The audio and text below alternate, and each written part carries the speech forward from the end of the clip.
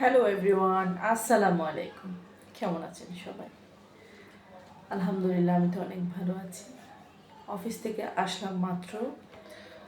আমি সকালবেলায় আমার এই চিয়া সিডসটা না খেয়ে চলে গিয়েছিলাম, যেহেতু ভালো করে ভিজে নাই। আমার আজকে অনেক কাজ ছিল, আমি ব্যাংকে গেছিলাম, ব্যাংকের অনেক টুকটাক কাজ ছিল, পাশাপাশি অফিসে গেছিলাম, অফিসের কাজ সারলাম। এই 8:30টার দিকে বাসায় আসছি। আসার পর কাজ করতে বসলাম, হঠাৎ করে চিয়া সিডসের কথা মনে পড়ছে আমার। এবং সন্ধ্যাবেলায় আজকে অনেক বেশি পিঠা খেতে মন চাইছিল। আগ্রাবাদ মোড়ে কিন্তু খুব ফ্রেশ পিঠা সেল করে, ওখান থেকে আমি পিঠা খেয়েছি, প্রায় কয়েক রকমের পিঠা।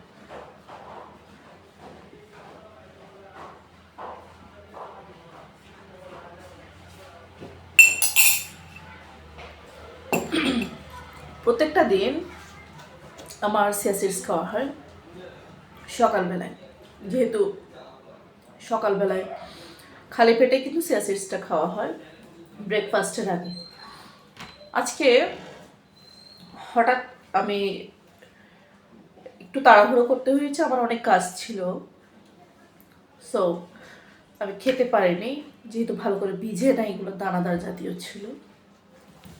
ভাবলাম আসলে খাবো, এসে দেখি এগুলো ভালো করে বিচ্ছে অনেক বেশি ভেজানো হয়েছে এবং খেলাম এখন। আর সিয়াসিডসটা খাওয়ার পর আমার অনেক বেশি মনে হয় যেন আমি অনেক স্ট্রং, অনেক হেলথটা অনেক ভালো আছে সেরকম মনে হয়।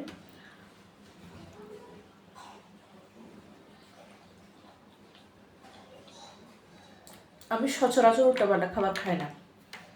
যে খাবারগুলো খাওয়ার পর শরীরের ক্ষতি হতে পারে এবং যে খাবারগুলো খাওয়ার পর কোনো লাভ হয় না, শরীরের কোনো উন্নতি হয় না, ওই সমস্ত খাবারগুলো আমি সচরাচর খাই না।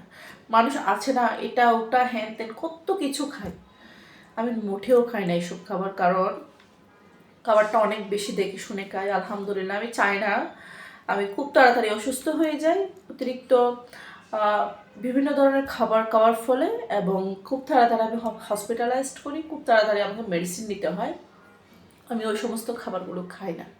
আমি এমন খাবার খাই যা স্বাস্থ্যের জন্য অনেক ভালো, স্বাস্থ্যের উপকার ছাড়া কখনো ক্ষতি করবে না, এবং সবসময় রেস্ট্রিকশন মেনেই চলি। খাবারের ক্ষেত্রে অনেক বেশি সিনসিয়ার আমি।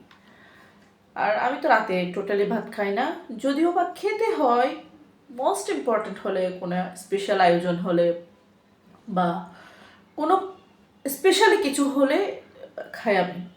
আর অন্যথায় আমি রাতে ভাত খাই না, টোটালি অ্যাভয়েড করি ভাতটা।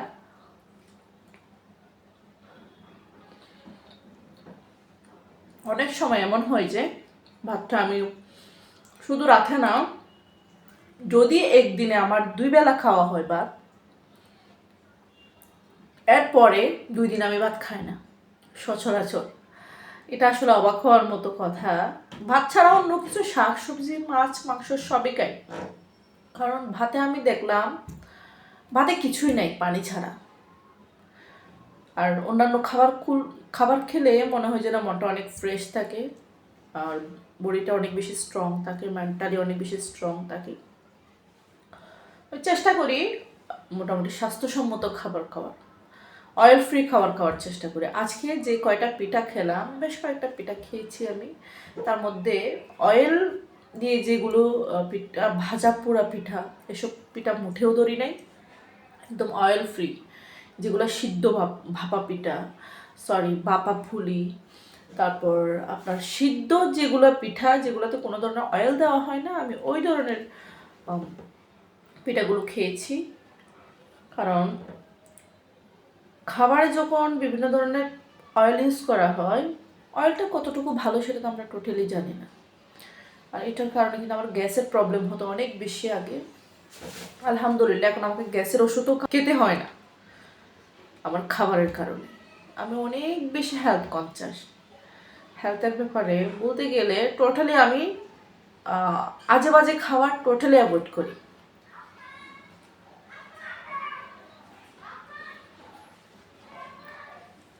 ভাই বসে বসে অনেক কাজ করব, অনেক কাজ আছে। এখন আমি পুরোপুরি ফ্রি হতে পারি নাই। মেন্টালি এখনও সকাল থেকে যুদ্ধ করতেছি, আমি কোনো ধরনের ফ্রি হতে পারিনি। মনে হচ্ছে যেন মাথাটা ঘুরঘুর ঘুরঘুর করছে। তারপরেও কিছু কাজ আছে, এগুলো সারবো, দেন আমি ভালো করে ফ্রি হয়ে রুটি খাবো, সবজি খাবো, তারপর ঘুমাবো। ভাই